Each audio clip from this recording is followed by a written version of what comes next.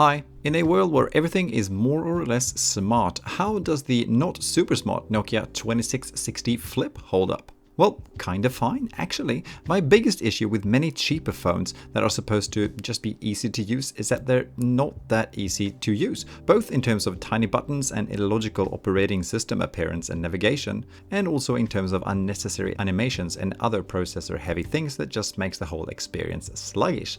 Luckily though, the Nokia 2660 Flip has basically none of those issues. There's no annoying animations and power-sucking processes going on, so everything moves smoothly throughout the minimal operating system that is also pretty logical and easy to understand. Call quality is good and so is the volume. The phone can also send text messages and works on everything from the GSM network all the way up to 4G. It even includes a dual SIM option and a removable battery, of course. Speaking of battery, the call time is spec'd between 6 to 20 hours, where GSM drains the least of the battery and 4G the most. With normal use, I'd at least give the phone around 4 to 5 days of operating before having to resort to the included micro USB charger. Sweet. So what's bad then?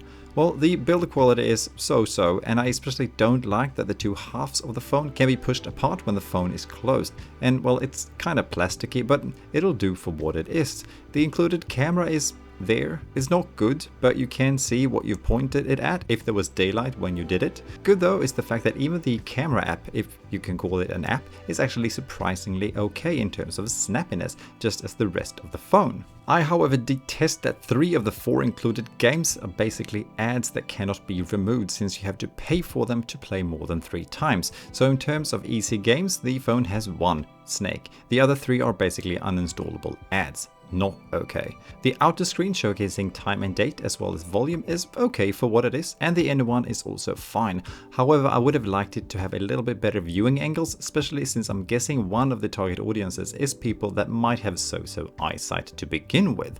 You can also access the internet through a mini version of the Opera browser, but I'd recommend you don't, since it is just a terrible experience. But yeah, you can if you really want to. Not through Wi-Fi though, because the phone does not have that. So to make some kind of sum it up here, the Nokia 2660 Flip, that also comes in a few other colors if pink is not your thing, is actually fairly okay.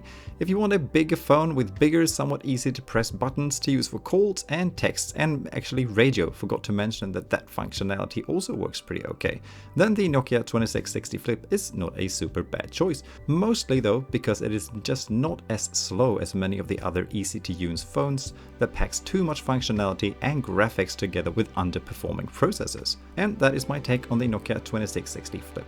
Please share any questions in the comments below and I'll do my best to answer them. Thank you for watching, have a nice day, bye!